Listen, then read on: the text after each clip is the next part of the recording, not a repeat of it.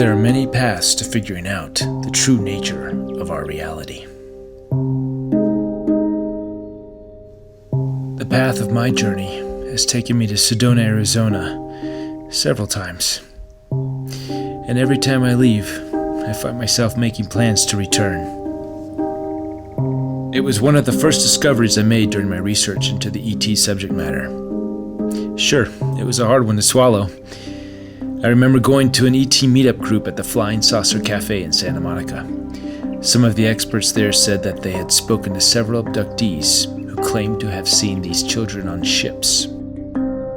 They said they were teaching them how to do mundane daily tasks, like go grocery shopping and wash dishes. Well, at the time, I thought it was ridiculous. But several years into my research, and now I know it to be more true than not. In fact, all of the extra-dimensional beings I've interviewed so far have all confirmed the programs and the existence of hybrid children. Today, I'm meeting with Bridget Nielsen, a beautiful young lady who says she can communicate directly with these hybrid children.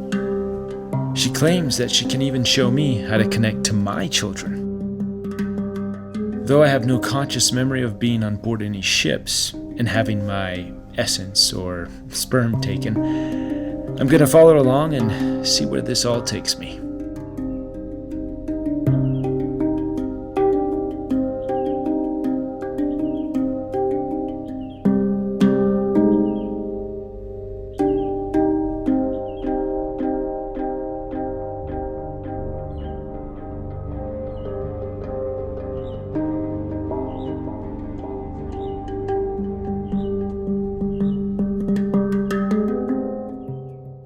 Ever wonder if there's intelligent life elsewhere in the universe? Well, I have. I've been wondering since I was a kid. My name is Reuben Langdon, and on March 29th, 2007, in the middle of the day, I saw a number of strange objects in the sky. Coincidentally, I was working on the film Avatar at the time, playing an alien. And ever since then, I've been on a quest to find out if aliens really do exist, and if so, are they here, with us?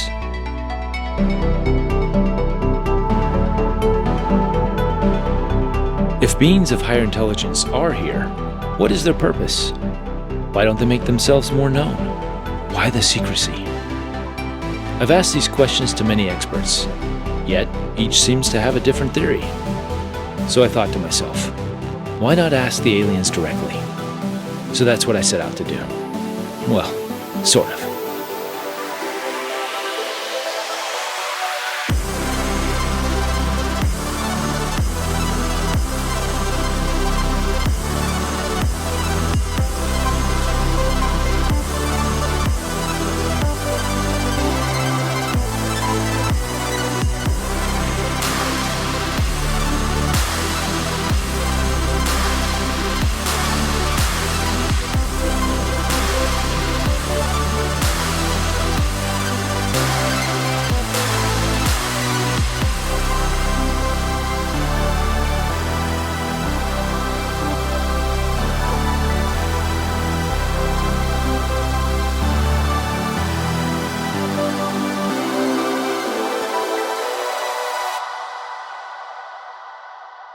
Today's main topic, okay, the alien hybrids. Woo! So, wild and crazy stuff. Yes. So tell us your story. Tell us how you got involved in the alien hybridization program. Yeah. It's the least expected career path I would have ever thought, I guess. Career path? Well, it kind of is a career path. Career it's now? like, Okay. well, it's my passion path, I guess, more so. So it's not what I would have expected. And it started with doing a bunch of healing different trainings that I was doing, like I told you earlier. Mm-hmm. Doing different like past life stuff, earthbound spirits, mediumship, all those kind of things, angels, guides. Mm-hmm. And a part of that was abduction. Mm-hmm. And I thought, I was cool with all the other interdimensional stuff, but not And this is helping abduction. other people with Yes. their past lives and helping Okay. So I would channel that through. So I would like connect with their other lives and like bring that through, or connect with their guides and communicate from them, those kinds of things. Okay. Before we jump ahead, can you just tell me how did you stumble upon that work in itself? Because that realm, it's not common for people to. Right. It's becoming more common, I guess. But what led you into that path? One, being in Los Angeles. Okay. Yes. So that opens up that door. Right. Two, it was right after I got out of college, and then I went immediately into advertising, big time corporate advertising, and just like really dove into the corporate world. And then after kind of that experience, as well as like boyfriends and my own and stuff, I just went so deep into something energetically that I just catapulted to another extreme of going, I need to like look at what I really am passionate about, and look at what what my gifts are, and like fix my own personal stuff. Like, why am I experiencing certain things? Maybe like. And when you say deep in something you weren't, that's the corporate world and that. The corporate world and stuff like that. So you were doing the 9 to 5. Yeah, 24-hour iPhone as the pillow kind of thing. Okay.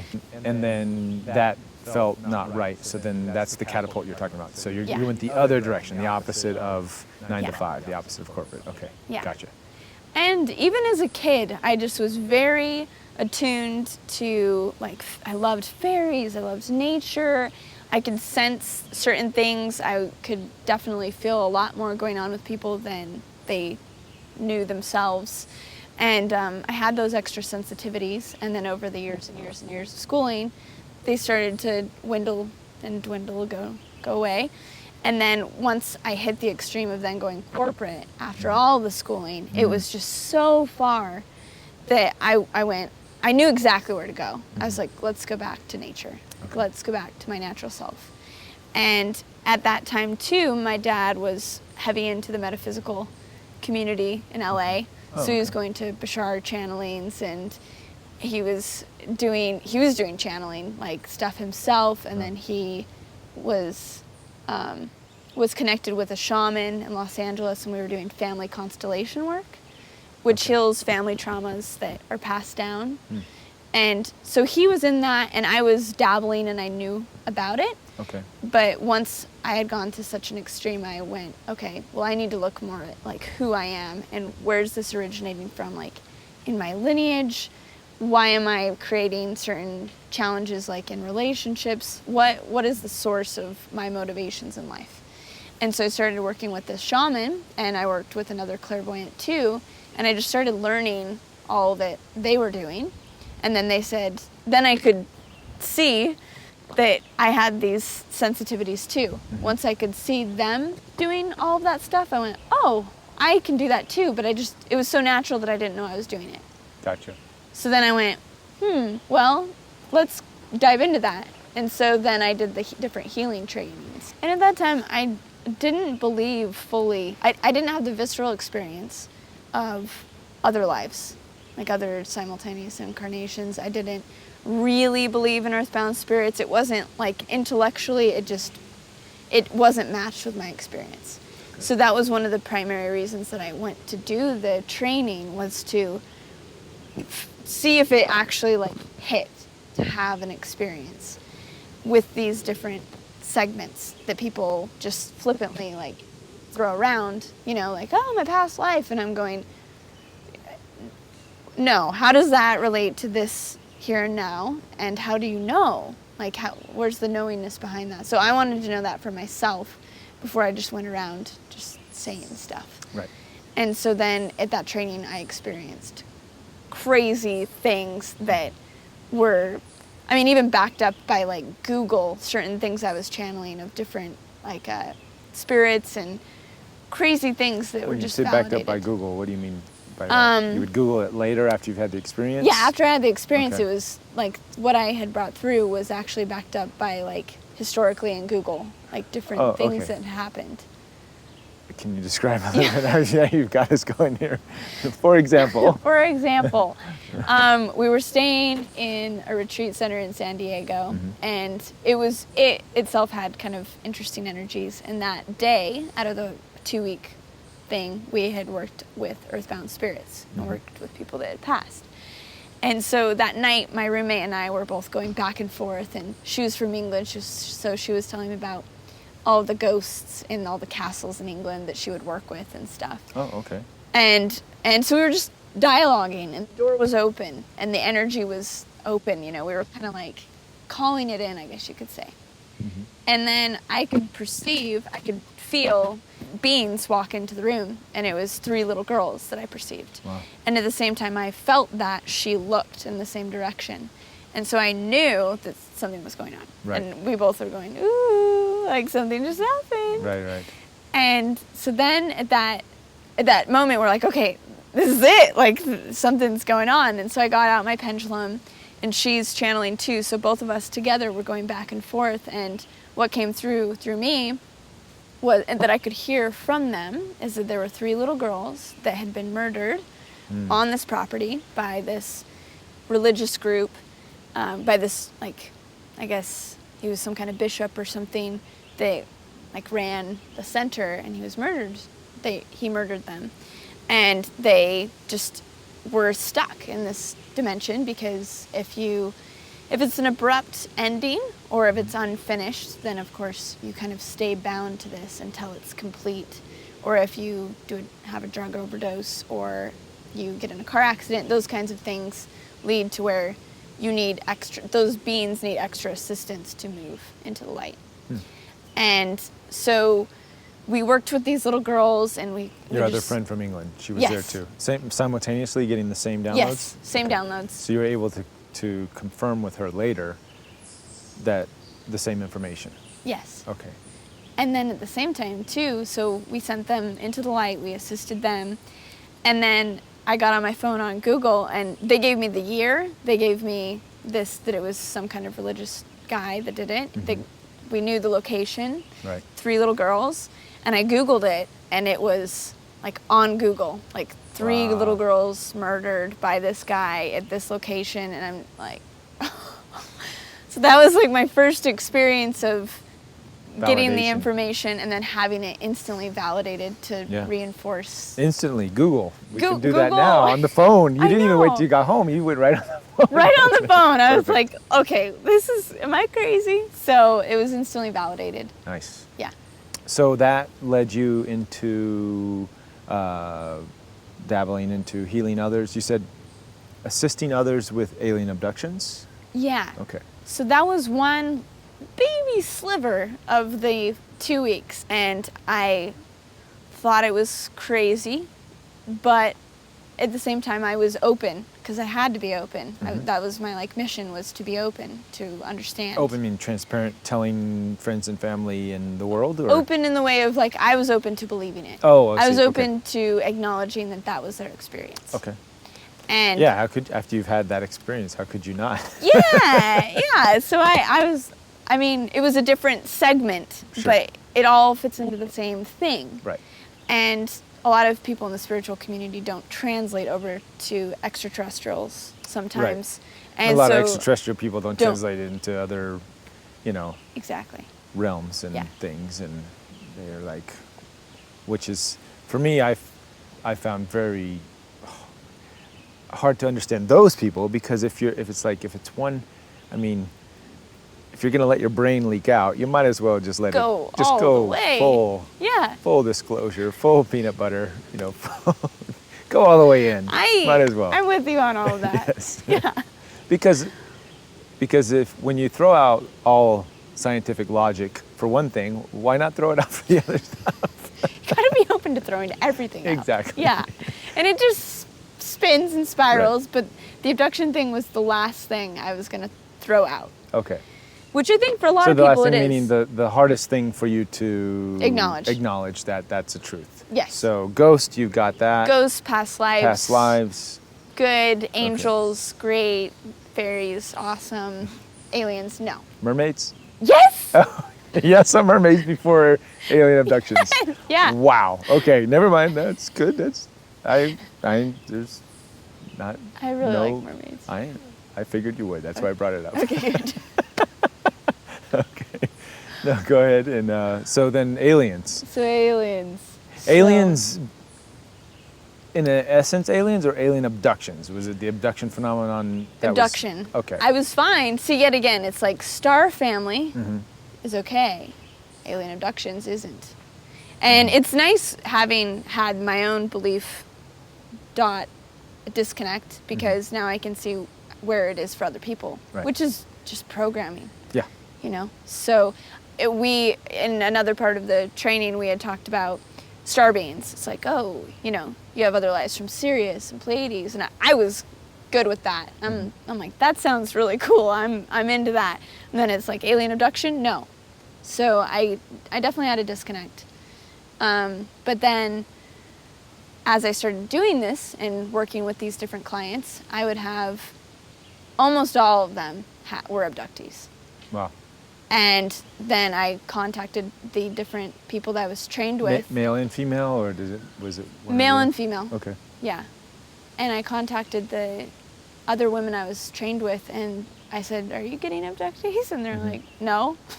I'm like, why am I getting all the abductees? You know, I didn't want to. There was nothing in my like ego or anything that wanted to, but it was resonance for some reason. So you were working with these people. Yeah. What did you call yourself? I guess a spiritual healer, or did you have a business card? I had a business card. I was a healer, Okay. I guess, yeah. So I was a healer. I did different like shamanic work, trauma release, different stuff, I see. and then more of the metaphysical things too. So it was just like the full spectrum of whatever was needed. Okay. Yeah, Gotcha.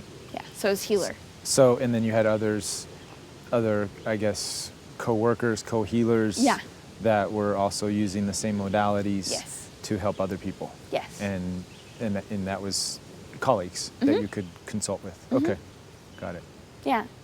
And none of them had this. And none of them had an None of them abduction. were getting abducted. But had they heard of the abduction phenomenon prior? Yeah. Okay. Yeah. And you had heard of it too from movies or... Well, that, and it was part of the healing training. Oh, it was? Yeah, just Oh, like a okay. small segment. So Okay. it was acknowledged. And I there see. was a checking, it was kind of like a checklist of what could be out of alignment or what could be the origin of discomfort or trauma. And like right there, it was like, oh, implants, like alien abduction. And so I'd have to go through it every time. And every time that came up. So I thought, it's coming up. I need to look at this. Okay. And so I did. Yeah. In what way? In the way that, well, my dad was simultaneously in the conspiracy avenue, and Oh, he yeah. was like, there are aliens, there's evidence, there's science. And I'm on this metaphysical, like, healing side being like, there's people saying they're abducted, you know? The government's covering it up. Yeah. It's a big thing. Yeah, I've been down that path. Exactly. But it was good because there was like the science, evidence Right. aspect, and then there was me like having the experiential situations going on with these clients. So we were like comparing and contrasting notes, you know. He would be like, well, I watched this abduction video where they were taking eggs and semen, and then the person would be like, yeah, I saw myself on the table. And so I had no context, and it was just what these people were telling me. And then it was two worlds kind of converging to support this new idea. About how long ago was this, I guess, in the day and age?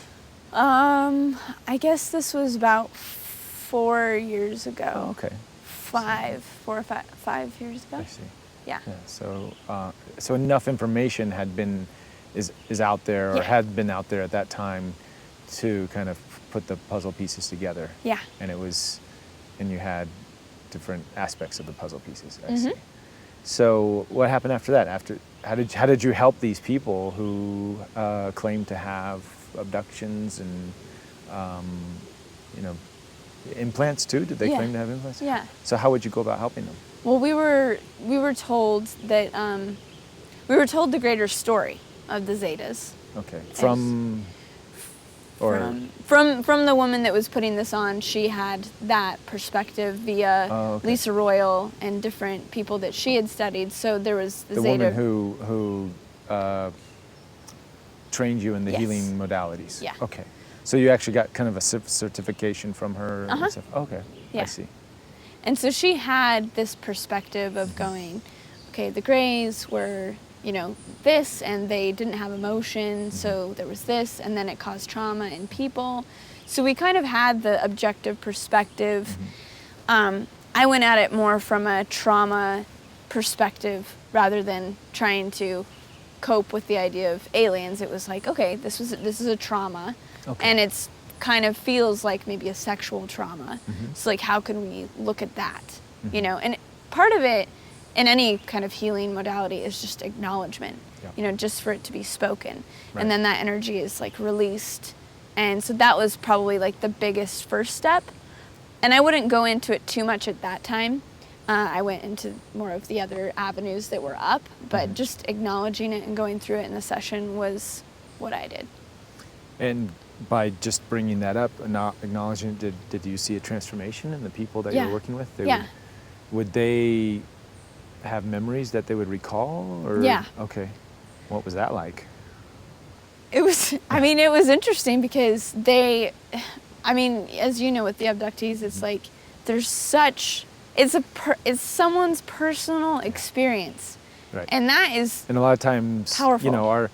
Our sexual organs and our body parts are very personal to us. Yeah. So when those areas get violated, it hits home. Yes. Yeah, absolutely. And so for me, it was just like compassion and going, whoa, it just solidified that this reality, that reality for them, because it wasn't my reality yet, was real.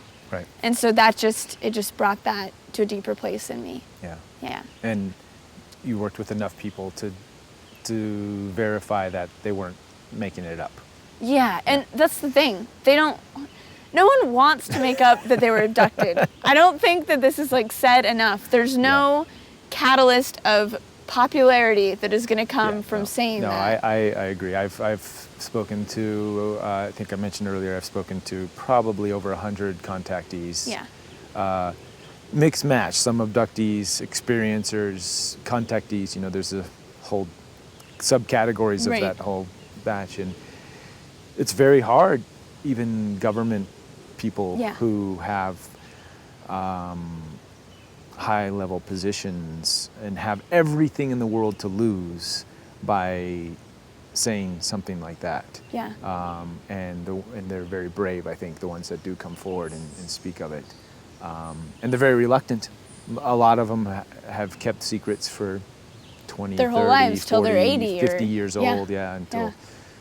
So you said until that time, you hadn't associated it with a personal experience. No. Then what happened?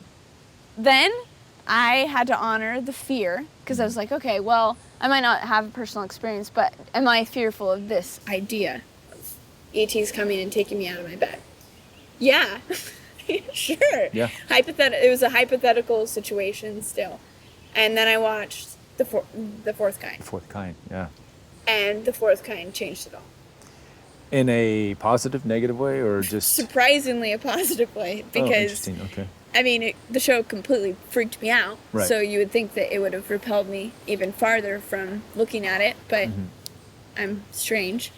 And so then after watching it, I knew about the idea of hybrid children, and so then I went into my room and I just asked, like with my full openness, like full heart, I will go down whatever road this leads me, do I have hybrid children? And, well, actually, before that, it was through the healing stuff, it showed that you could be abducted in another life that was like kind of simultaneous to now, as well as this life. And so I asked first, do I have hybrid kids from another life? Like still kind of like pushing without it away. Asking the question directly. Right. And then I was just like, who would you ask? Is this like a prayer to God, or that's a good question. How do you, or the universe? Because a lot of people have different labels for their belief system. So just curious, and how would you present that? Right. So by that time, for me, I had a pretty clear attunement to many streams of different beings. So I mean, I'm like, I had a very clear awareness of like what an angel felt like, or what a guide felt like, or what an ancestor felt like, these different frequencies of asking. And within the healing work that I did, it was all about creating a real visceral experience of your interdimensional support team that you have. So like everyone has guardian angels, everyone has guides. When you say interdimensional, that could also be extra dimensional. Yes. Okay, so just these otherworldly beings. Beings. Yeah. Okay.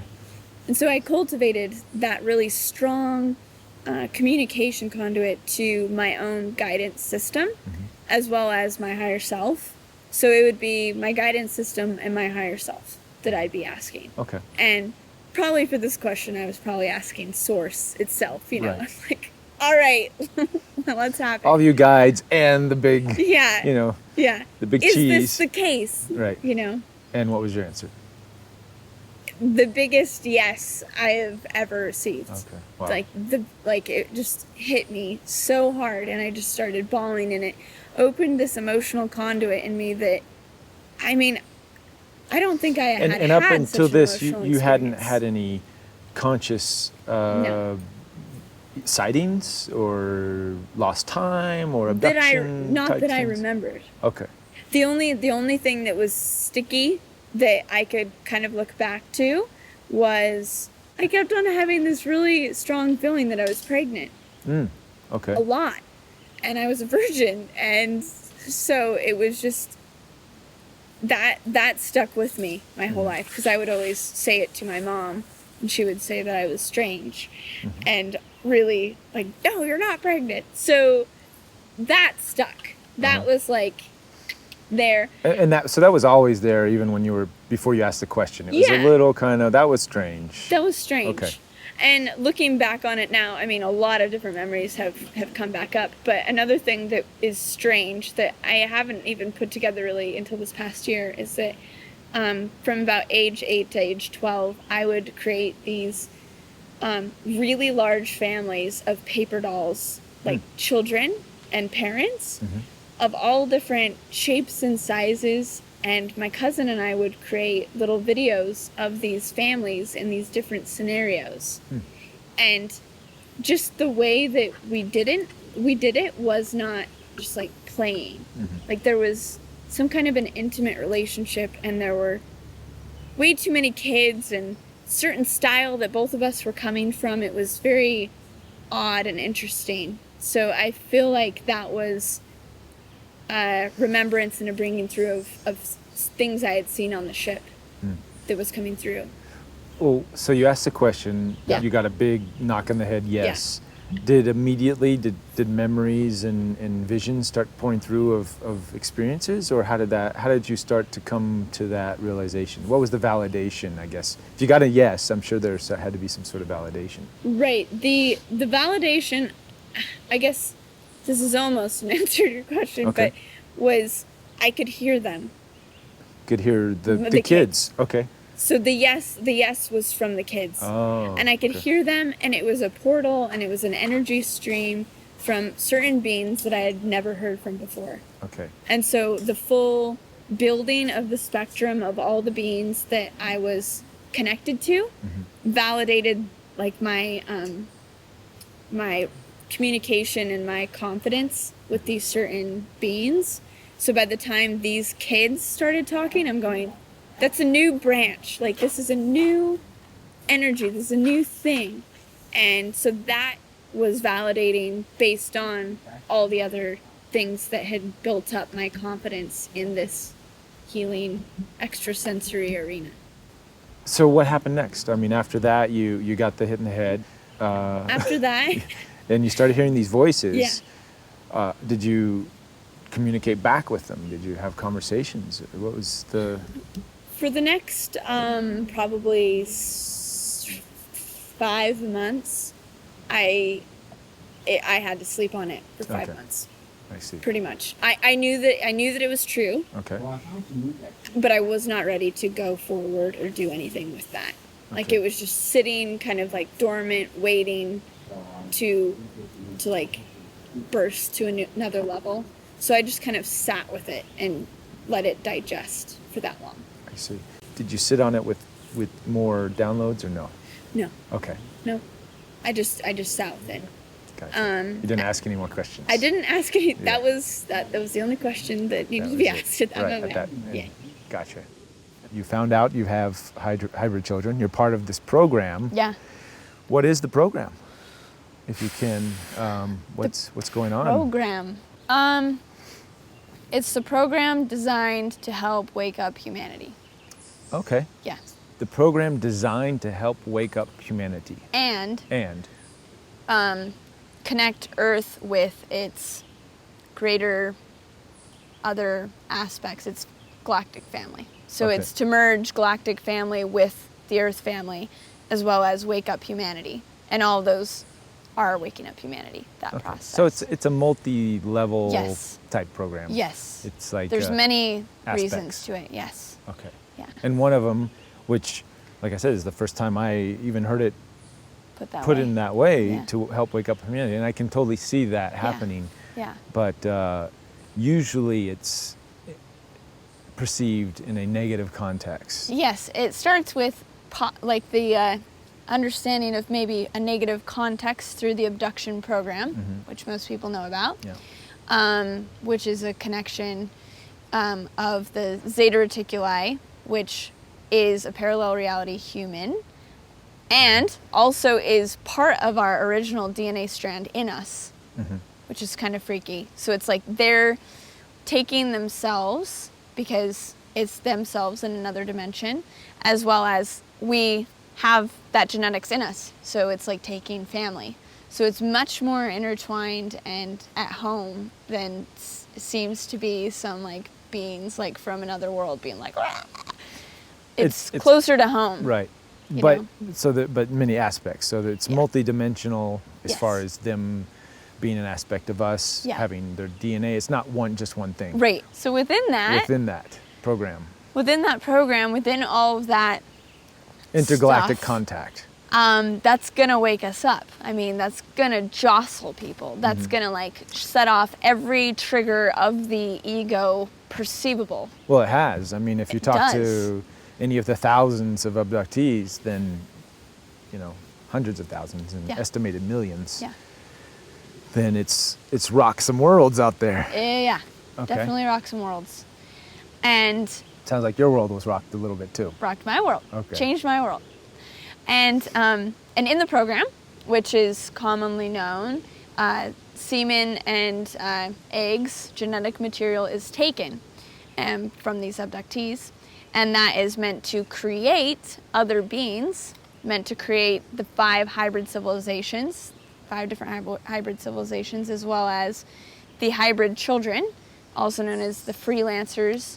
And these particular kids are the ones going to be coming to Earth. So it's 5 civilizations that have their own planets, have evolved on, as well as these kids coming to Earth. And all of this has taken place in, give or take, about 100-year period of Earth time.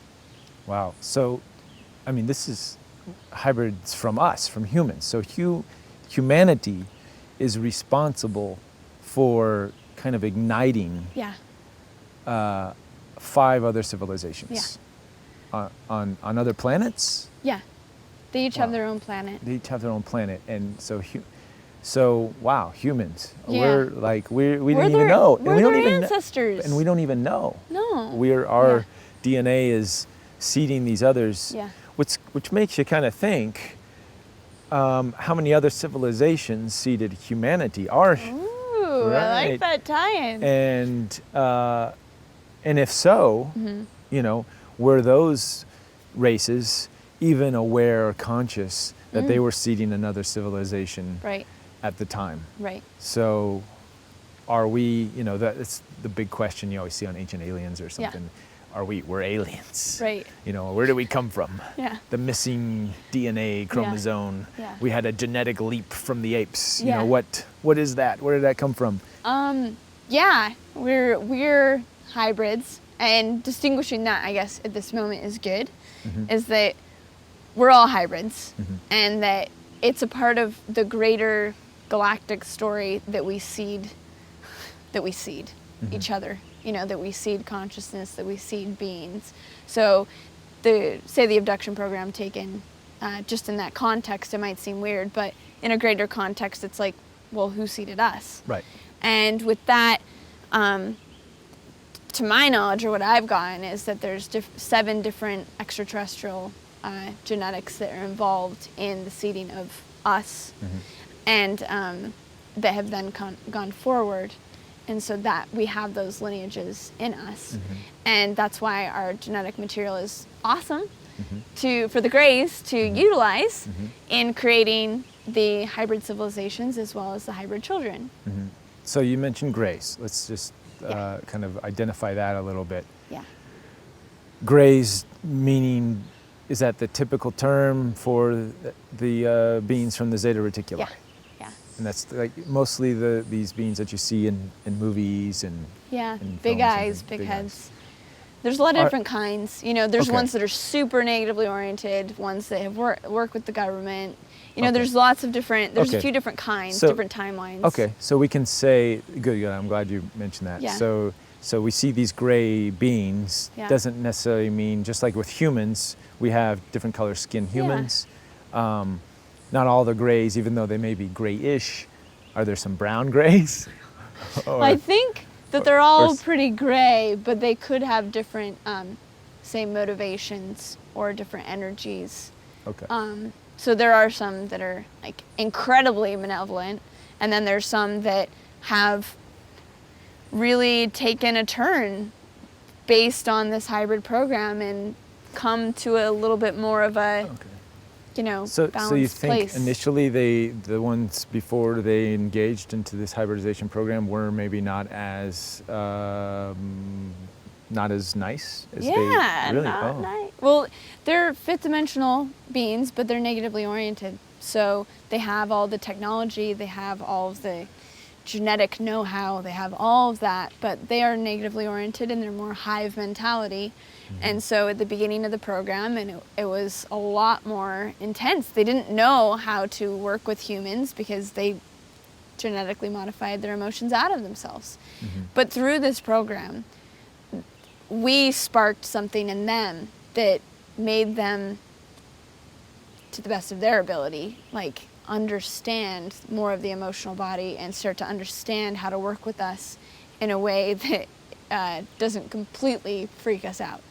Okay. Yeah. So probably the abductions that are happening now are less aggressive, a little more compassionate than maybe some of the abductions that were happening 10, Yes. 20 years ago. Yeah. You know, in the early days, and Benny and Barty Hill, Right. and you know, the Whitley Strieber and some of these early Yes. records that we have of this happening. Exactly. Okay. Interesting. Yeah. Are there still bad ones out there, you think, or? Yeah. Okay. When we say bad, and Right. you know, I mean like ones that that aren't as compassionate, I would Yeah. say, like that. Yeah. Okay. And for the most part, most of the Zeta Reticuli have died off. That's why Interesting. there was an urgency to do this, you know, because they couldn't reproduce, and so they needed a way to continue on in a way that was continuing on with them, which is us in a different way. So, yes. Interesting. Okay. So we got 5 plus more than 5, or around five Yeah. races out there with humans kind of helping to seed that. What's the next steps? Where do we go from here? The next steps are that there's many different possible timelines of what is going to happen. Okay. So then we get into more of the timeline, metaphysical probability of someone's personal incarnational choice. And through that, there's timelines, because right now is when the Greys split off from human. This is like us right now in the future in a certain timeline became a gray. Mm-hmm. Genetically modified ourselves, went underground in underground tunnels and like evolved in a certain way, focus on the intellect versus emotion. Did they say why they went into underground tunnels? Or?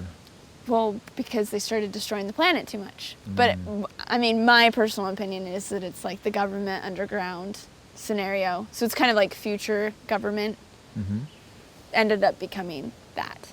It's my own kind of take on it. So so grays are humans. Yeah. Okay. But just mutated humans from a different parallel reality Earth. So it's not necessarily like this Earth, you know. So if you go out to outer space, you end up bumping into Earth again? Could be in a future timeline. I mean, it's all so intertwined. Okay. You know? It's kind of starting to make sense to me a little bit because Yeah. I'm seeing different things, I'm hearing different things. But Yeah. we'll let the audience decide if it makes sense to them or not. But okay, I mean that totally makes sense. You know, you have the whole Denver airport, big underground tunnel thing with all the craziness and, you know, underground Dulce, and you have, you know, all of this stuff, you know, and George Bush buying up all the mountains in Europe and like building big caves and caverns. So I can see how humanity could have gone that direction. Or still, I guess, could go that direction. Yeah. And then the other direction. The other direction. Which is my direction. Okay. My focus, all and right. I would say your focus too, is the complete and utter transformation into the fifth dimension and the shifting of Earth to a healed space and like a united humanity and oneness and galactic contact. So that is the other timeline. So they kind of saw, since they lived that timeline, they kind of saw, okay, this is what happens if we make these choices and we live in this timeline. Yes. So let's go back and let's tell ourselves a different story. Yes. And let's create a different future. Yeah. Because living in underground tunnels, because the world's too toxic to live in, sucks. Yeah. It doesn't end up working. Interesting. Yeah. Yeah. Which is it hits me really deep to think that the most kind of negative, like it's like, oh, the government, oh, Monsanto, that they end up going so far down into like the depths of darkness. Right. That they end up coming back. Full circle. Yeah. Which is a beautiful exercise in like darkness to light, you know, and a different perspective on looking at this simultaneous government that we see, you know, all of the realities are like all jumbled right now, and then they'll start breaking off. But right now, it's like, okay, I'm like, wow, the chemtrails, like, you end up saving me, like in a different version, you know? And so it puts it into perspective. Yes, many different perspectives, but yes, a perspective. It puts it into a perspective. It does put it into a perspective. Yeah. You have a little mothy thing. Hey. There we go. It's your friend. Yeah. Hi, friend. Okay, now you come say hi to me. Thank you. Okay. Do we just keep going? Yeah. Okay. So getting back to the hybrid children, because that's your focus right now. Yeah. Can you tell us how that started and where are we at? Catch us up to speed with the whole children's project. Well, how it started was through the mixing of the DNA in the abduction program. So they would use the human genetics and then mix it with the gray genetics, do their stuff, and then create these kids from that. And there's been different generations. The first ones were very sickly and didn't make it. The later ones did make it and are thriving. And what was the reason for not making it? The reason for not making it was the lack of humanity. The lack of humanity. the lack of nurture. You know, it's this idea that, you know, science and genetics and even their energetic know-how of like creating an energetic template vessel for incarnation, you know, they could do all of that stuff. But when it came down to it, these kids couldn't make it because of a lack of this missing link of love. you know, of like emotion and of connection. So they went so far in their intellect that their lack of emotions has, it's like the missing link, that they still, even that far advanced, even that far evolved, you know, thousands if not millions of years in the future, they're missing the one component that we all know creates life, you know, from, you know, doesn't matter what planet, what religion, I guess you are, from what part of humanity you're from. But we all know, you know, in every movie and every, you know, that's the big lesson in everything, in all of our stories and our religions and our science fiction, everything is, you know, love. It's all about love. And that's, so that's the missing link. It's the missing link. That they have forgotten. Yeah. And the human mothers, there were some human mothers that amongst the fearful scenario of being abducted could maintain this love for their alien mutated child and nurture them to the degree that they could thrive and could survive and then eventually thrive. And so that altered the Greys. And it also altered, I mean, that was a big shift, I think, even in the human collective, to be able to love, I mean, it is your offspring, but to love something alien, you know, and it's this mixing that's happening, and much of this is happening in the sub and unconscious, you know, it's like hidden away memories, but it is shifting and now translating into the, you know, collective consciousness in a really powerful way.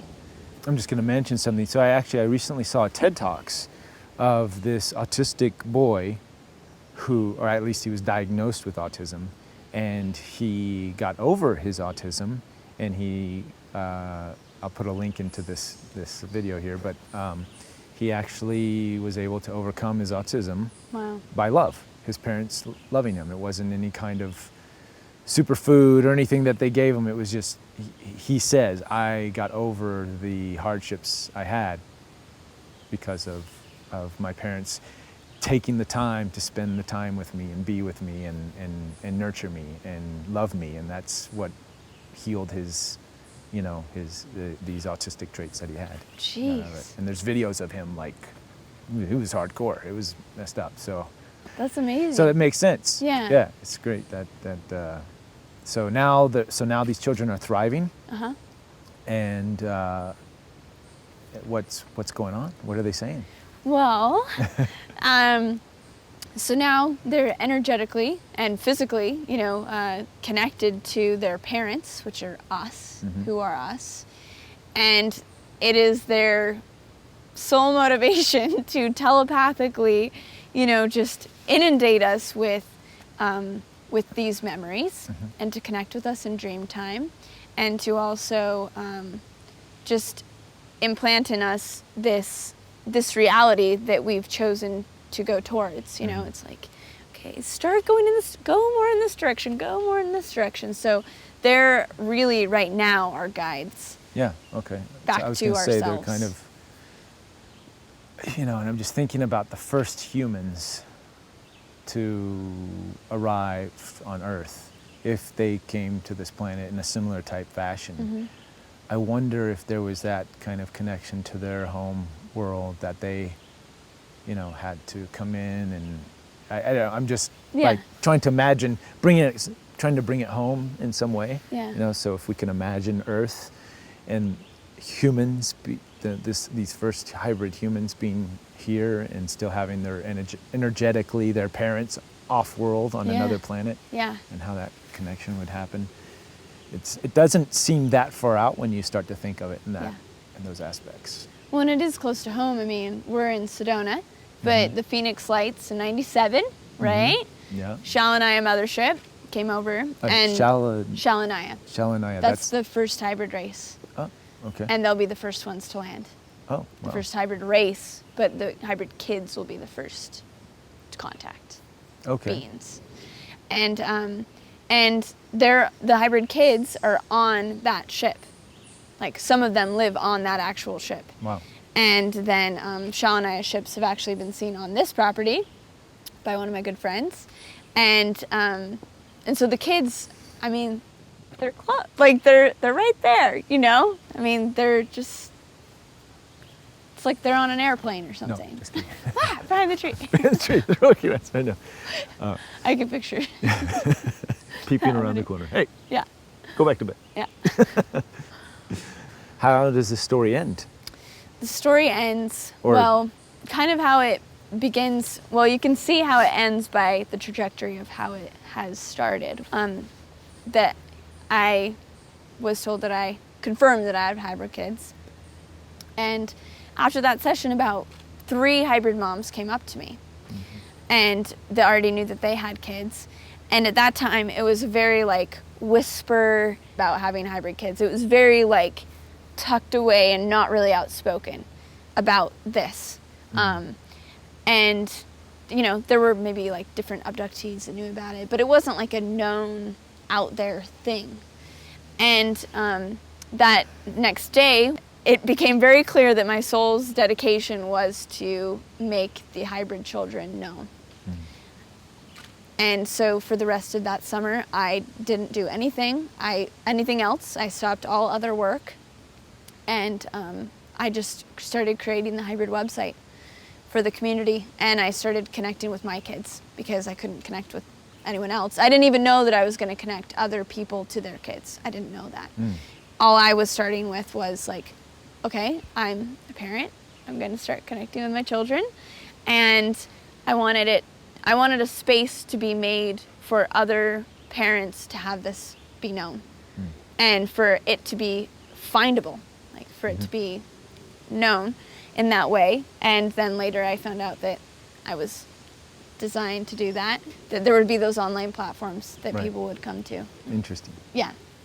So then it started, and then the first month it was like 100 unique visits, and 100 unique visits per month to the website. Oh, I see. Okay. Just very, very small. Right. And within a year, it hit 20,000. So in 1 year, hybrid alien children went to 20,000, and now Is this the Facebook page? this is the website. The actual website. Okay. So it's like Yeah. exponential I'll growth. put a link in here for everybody too, so they can see that. Yes. Insert link. Yeah. So it's the exponential growth has been the fascinating thing for me to watch, and how a few emails trickle in here and there, and then it's just like I'm inundated every day with people messaging me. And so the wake up process and the next step, as you were asking, is that people are going to remember. People are going to have dreams about these kids. People are going to have memories about all of this, know the next stages of moving, of the assimilation of like moving to these sacred sites. All of this information is coming and is already happening. And I see these people, it's amping up in the collective in such a big and powerful way. It's really fun and crazy for even me to watch. Like, I didn't know where this was going. And so I'm just kind of I'm the driver, but I'm also like The observer. The observer. Yeah, Yeah. absolutely. Yeah. It's great to acknowledge that. So your work right now is, in addition to working with your own children, you're kind of this conduit, this Yeah. go-to person for people to connect. Yeah. And how do you explain your work in that sense? How do you help people connect with their hybrid children? I help them connect by, I guess you could picture it as like a cord, like a plug-in cord that like I have the cord and I just like plug it in, to them. And somehow I was given the cord, and it's a kind of a hard cord to find because it's deeply buried in the subconscious and unconscious. So I just connect it. So there's an energetic cording that I connect that is more of like a astral activity. I don't do it consciously, but it just happens. And then I also bring through, I get the clairvoyant image of the child, or they talk to me, or through all the different senses that I perceive, and I deliver whatever messages, deliver about their essence, deliver their image, whatever the parent needs to know that's going to benefit them in the next stage of their connection with their child. That's what I bring through. Excellent. Yeah. And for every person, it's a different message, I assume. Yeah, it's very different, and it could be things that they might not want to hear. It could be Well, for example, has anybody not received the information very well, or what's surprisingly. in what case? Not when you say not what they want to hear. Well, I guess maybe that wasn't even accurate, because every person, I've probably done about 50 in the past few years, and every person has completely, like, it's really hit them on a very deep level, and they've all resonated. Maybe not what they want to hear is the shifting that they need to do to be able to meet them. Right, okay. Because it's not like you can just stay at your 9-to-5 job, like chowing down on a burger, and like they're going to move into your house in a neighborhood.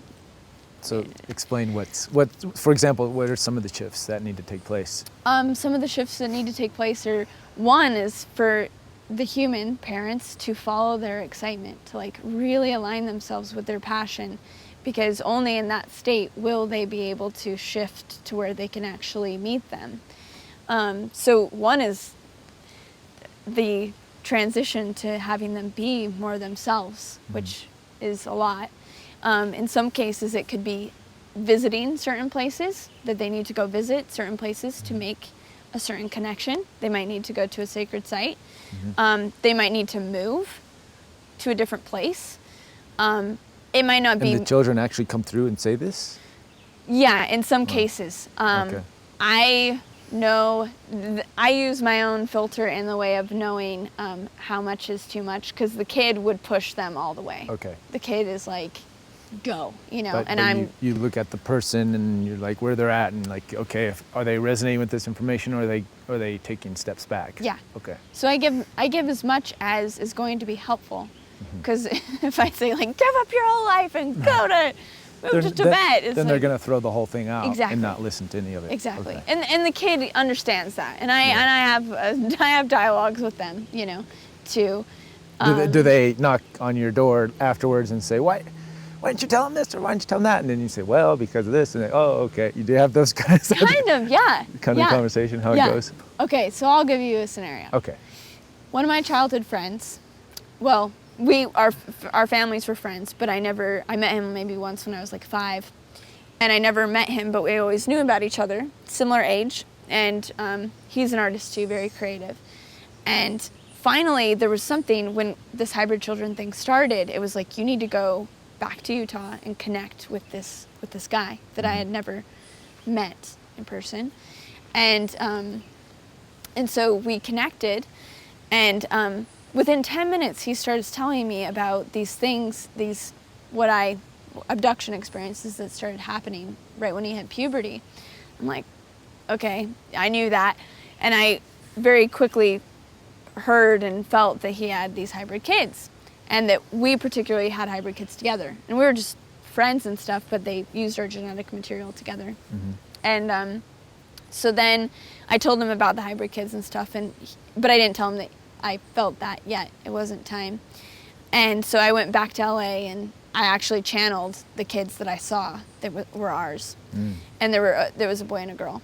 And then I went back 2 weeks later, and he said that since he had been around me, he had been having these experiences at night where these 2 kids would come and knock on his door.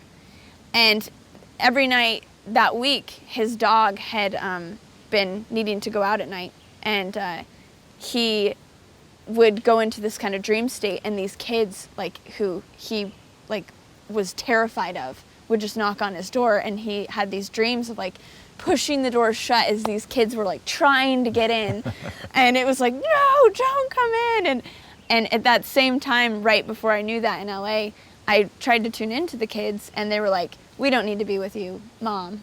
We need to take care of Dad. Oh, wow. So all of this was happening, and it was confirmed by him. So there are some people that they're just they're not ready for no, it. no, Well, after our session, it's a lot to throw on you. It's like,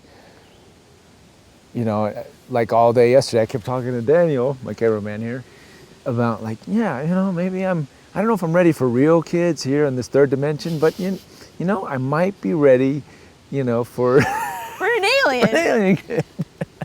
As crazy as that sounds. So I guess most people would kind of the other way around. Just, even if you had regular kids on this dimension, even contemplating another kid, that's like a major... It's a major thing. That's a thing that you just like, I don't need that worry, responsibility, / But it sounds like these kids can kind of take care of themselves. If they're guiding us along, they're more of the parents and we're the kids of this in many aspects. Yes. But do they have basic needs? Do they need to be potty trained? How does that work? They're caretakers, the other ETs that they're with. They're taking care of them. Okay. They're getting them up to speed with, Yeah. How to lift up the toilet seat. Yeah. and, They're being trained for Okay. Earth. That's their classroom. Yeah. So they don't go to school. They go to like Earth 101. Earth, right. Yeah. Which I've actually talked to several abductees who... The classroom. Or even the classroom, and they're on ships. Yeah. And they see classrooms where they're teaching them how to buy stuff at the supermarket, and and it's like and I heard that like 3 to 5 years ago. People, abductees, talking about this and having the same, and it's not just one but several of these abductees have said, hey, I was on a ship and I saw that too, and that's so bizarre. What does that mean? It means there's something coming. Right. So it looks like all the dots are getting connected here. Yeah. Something's coming. Yeah. So is that what's going to happen? Are they going to join us? You said they're in another dimension on another planet. Are they going to join us here? Yes, they are. That's the grand plan? The freelancers are going to join us on Earth. Mm-hmm. So the other civilizations, they're on their civilizations. But there were kids that were held out of time, in a sense. So they're not aging. They're just like held in time, continuing on, but they're going to be inserted into our reality when the time is right, and they will be introduced to Earth as our children. Wow. And that will be the first, they will be the first step and conduit into contact with other civilizations. Right, which makes it a little easier on humanity if there's an actual alien that is part human. And their child. And their child. And is a child. And is a child, so you're not going to blow it out of the sky or we're being attacked by aliens. How can kids be attacking us? Right.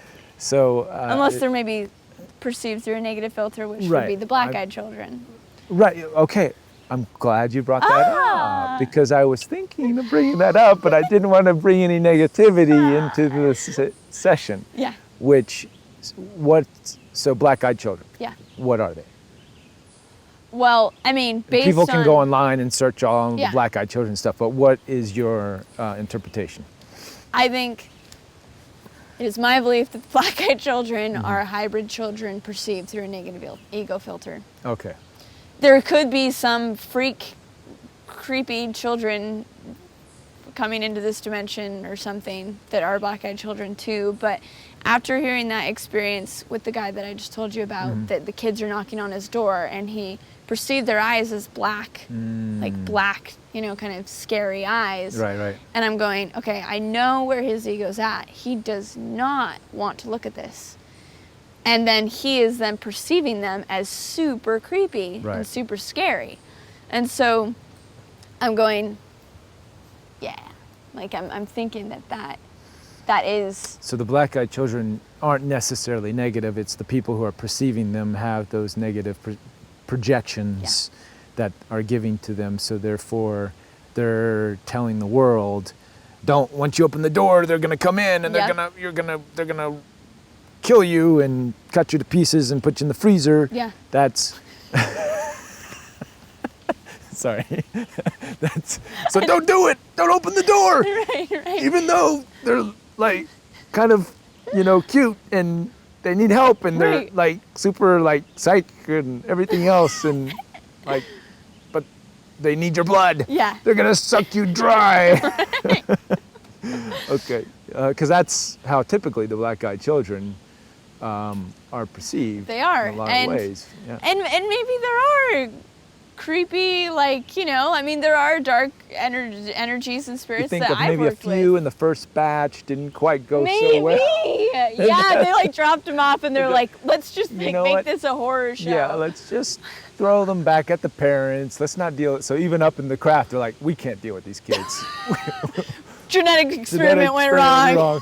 We gotta drop those humans. Yeah, especially the ones that really aren't, you know, accepting this information very much. Let's just give them a little Yeah. taste. Yeah. Maybe. So, I mean, Oh my goodness. who knows? Yeah. Well, I yeah.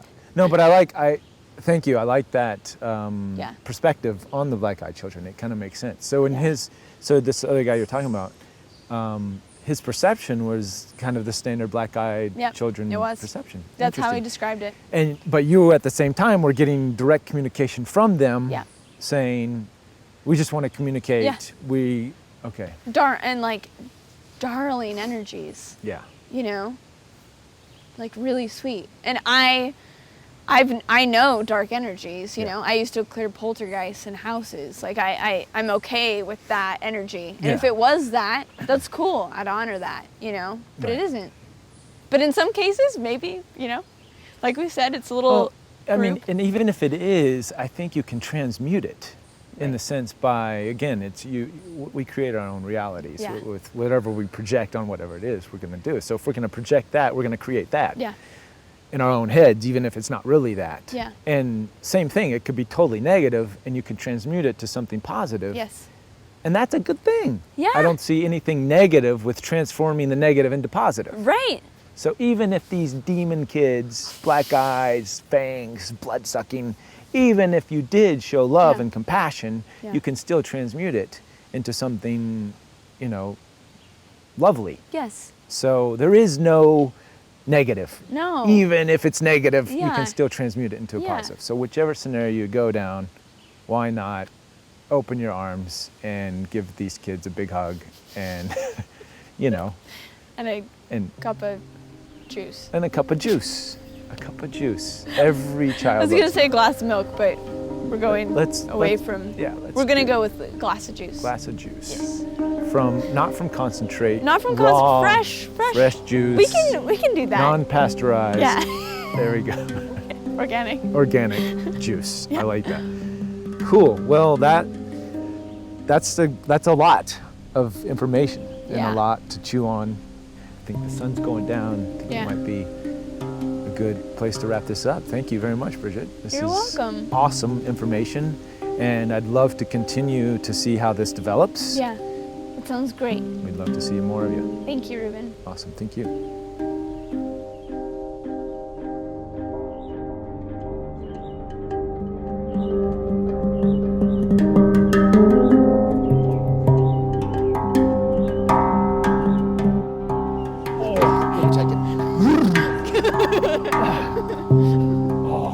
We can have hot tea in there. Okay, good.